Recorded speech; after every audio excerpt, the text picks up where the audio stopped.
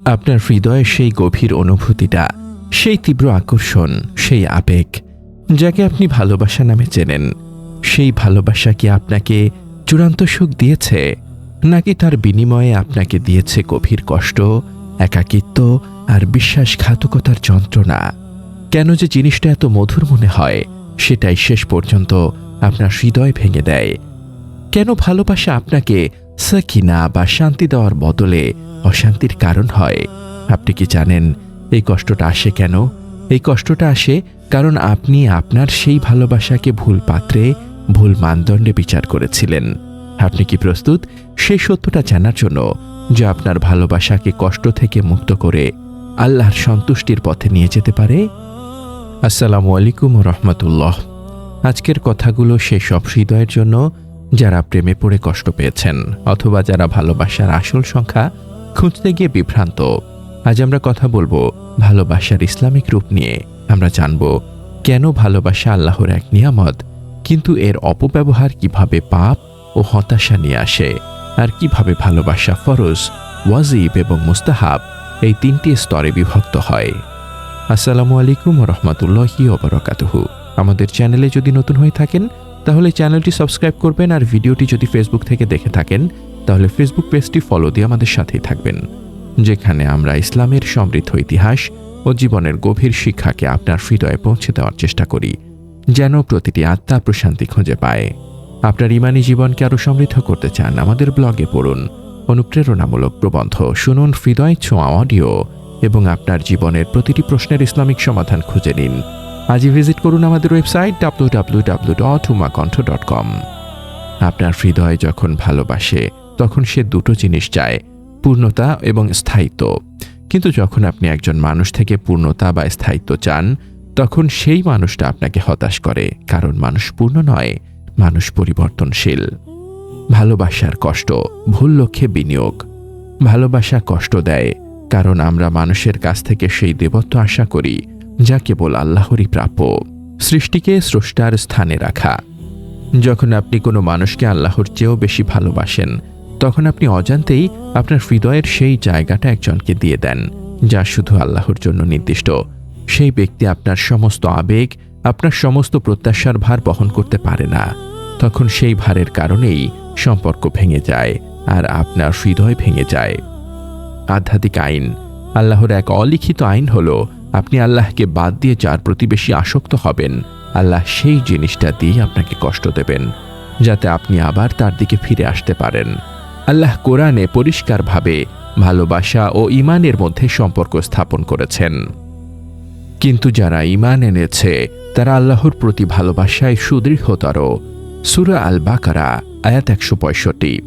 এর মানে হলো, আপনার ভালোবাসার প্রথম এবং প্রধান স্থানটি কেবল আল্লাহর জন্য। এই ভিত্তি ঠিক থাকলে বাকি সব ভালোবাসা পবিত্র ও স্থায়ী হয়। ভালোবাসার ইসলামিক স্তর, ফরজ, ওয়াজিব, মুস্তাহাব। ইসলামে ভালোবাসা কোনো একক অনুভূতি নয়, এর স্তর আছে। ক. ফরজ ভালোবাসা, আল্লাহর জন্য। আল্লাহ ও রাসূলের প্রতি ভালোবাসা। আপনার ঈমানের পূর্ণতা আসে না যতক্ষণ না আল্লাহ ও তার রাসূল সাল্লাল্লাহু আলাইহি ওয়াসাল্লাম আপনার কাছে আপনার সব কিছুর চেয়ে প্রিয় হন। রাসূল সাল্লাল্লাহু আলাইহি ওয়াসাল্লাম বলেছেন, তোমাদের কেউ ততক্ষণ পর্যন্ত মুমিন হতে পারবে না যতক্ষণ না আমি তার কাছে তার পিতামাতা, সন্তান সন্ততি ও সব মানুষ থেকে প্রিয় হব। সহিহ আল বুখারী ১৫। এই ভালোবাসাই আপনাকে আল্লাহর পথে চলতে বাধ্য করবে। আল্লাহর জন্য ভালোবাসা। রাসূল সাল্লাল্লাহু আলাইহি ওয়াসাল্লাম বলেছেন, তিনটি গুণ যার মধ্যে থাকবে সে ঈমানের মিষ্টতা লাভ করবে। ১. আল্লাহ ও তার রাসূল তার কাছে সবচেয়ে প্রিয় হবেন। ২. সে শুধু আল্লাহর জন্যই কাউকে ভালোবাসবে। সহিহ আল বুখারী। এই ভালোবাসা হলো আল্লাহর সন্তুষ্টি লাভের উদ্দেশ্যে। ওয়াজিব ভালোবাসা, স্বামী স্ত্রীর ভালোবাসা। বিবাহ হলো সেই পবিত্র বন্ধন যা মানবীয় ভালোবাসাকে ইবাদতে পরিণত করে। আল্লাহ বলেন, আর তিনি তোমাদের মধ্যে ভালোবাসা ও দয়া সৃষ্টি করেছেন। আর রুম আয়াত ২১। মা বাবা ও আত্মীয় স্বজনের ভালোবাসা। এই ভালোবাসা জন্মগত দায়িত্ব অধিকার। হারাম ভালোবাসা, বিবাহপূর্ব প্রেম, অবাধ সম্পর্ক। এই প্রেম হারাম কারণ এটা পবিত্রতা নষ্ট করে। পর্দা বিধান লঙ্ঘন করে এবং শেষ পর্যন্ত জিনার দিকে নিয়ে যায়। আল্লাহ বলেন, আর তোমরা ব্যভিচারের ধারে কাছেও যেও না, নিশ্চয়ই এটা অশ্লীল কাজ এবং মন্দ পথ। সূরা বনী ইসরাঈল আয়াত ৩২। প্রচলিত আবেগপ্রবণ প্রেম এ কারণেই কষ্ট দেয়, কারণ এর ভিত্তি হল হারামের ওপর। যা হারাম তা কখনোই স্থায়ী শান্তি দিতে পারে না। ভালোবাসাকে পবিত্র করার উপায়। আপনি যদি ভালোবাসার কষ্ট থেকে মুক্ত হতে চান, তবে আপনার এই পদক্ষেপগুলো জরুরি। নিফাক, বৈধ সম্পর্ককে গ্রহণ। আপনার আবেগ যদি কোনো ব্যক্তিকে ভালোবাসে, তবে সেই আবেগকে পবিত্র করার একমাত্র পথ হল বিয়ে। বিয়ের মাধ্যমে সেই ভালোবাসা গভীর ভালোবাসা এবং করুণাতে পরিণত হয়। ইখলাসের অনুশীলন। আপনার বন্ধু, আপনার সন্তান, আপনার স্ত্রীর প্রতি আপনার ভালোবাসা যেন আল্লাহর জন্য হয়। আপনি যখন আল্লাহর জন্য ভালোবাসবেন, তখন সেই মানুষটা আপনাকে আঘাত করলেও আপনার কষ্ট হবে না, কারণ আপনার আসল লেনদেনটা তো আল্লাহর সাথে। অন্তরকে পরিশুদ্ধ করুন। যদি আপনি কোনো হারাম সম্পর্কে আসক্ত হন, তবে তওবা, সাথে সাথেই খাঁটি তওবা করুন। দৃষ্টি নিয়ন্ত্রণ। চোখের জিনা থেকে বাঁচুন, কারণ চোখই হৃদয়ের দিকে বিষ ছড়ায়। সময়কে কাজে লাগান। সেই ভালোবাসার আবেগটাকে ইবাদতের দিকে ঘুরিয়ে দিন। সেই সময়টা কোরআন পড়ায় ব্যয় করুন। দোয়ায়ে আরশ। আপনার অন্তরকে আল্লাহর ভালোবাসা দিয়ে পূর্ণ করার জন্য এই দোয়া করুন, হে আল্লাহ, আমি তোমার কাছে তোমার ভালোবাসা চাই, আর যারা তোমাকে ভালোবাসে তাদের ভালোবাসা চাই, আর সেই আমলগুলো চাই যা আমাকে তোমার ভালোবাসার নিকটবর্তী করবে।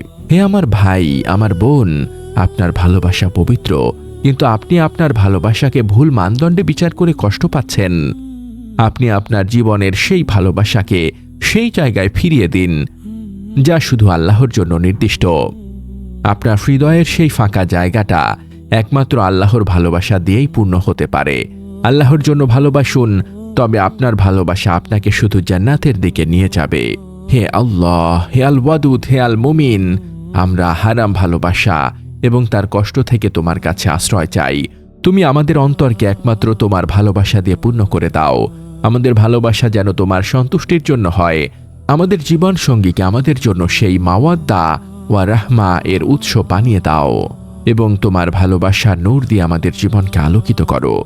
আমাদের এই মহৎ বার্তা ছড়িয়ে দিতে এবং ইসলামের আলোকে প্রতিটি হৃদয়ে পৌঁছে দিতে অনুগ্রহ করে চ্যানেলটি সাবস্ক্রাইব করুন এবং বেল আইকনটি প্রেস করুন।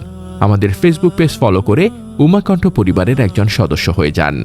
আর আমাদের ইসলামিক ব্লগ ও রিসোর্স পেতে ভিজিট করুন আমাদের ওয়েবসাইট www.umakontho.com।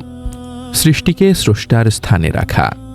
যখন আপনি কোনো মানুষকে আল্লাহর চেয়েও বেশি ভালোবাসেন, তখন আপনি অজান্তেই আপনার হৃদয়ের সেই জায়গাটা একজনকে দিয়ে দেন যা শুধু আল্লাহর জন্য নির্দিষ্ট।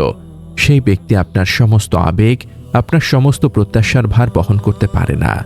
তখন সেই ভারের কারণেই সম্পর্ক ভেঙে যায় আর আপনার হৃদয় ভেঙে যায়। আধ্যাত্মিক আইন। আল্লাহর এক অলিখিত আইন হলো, আপনি আল্লাহকে বাদ দিয়ে যার প্রতি বেশি আসক্ত হবেন, আল্লাহ সেই জিনিসটা দিয়ে আপনাকে কষ্ট দেবেন, যাতে আপনি আবার তার দিকে ফিরে আসতে পারেন। আল্লাহ কোরআনে পরিষ্কারভাবে ভালোবাসা ও ঈমানের মধ্যে সম্পর্ক স্থাপন করেছেন।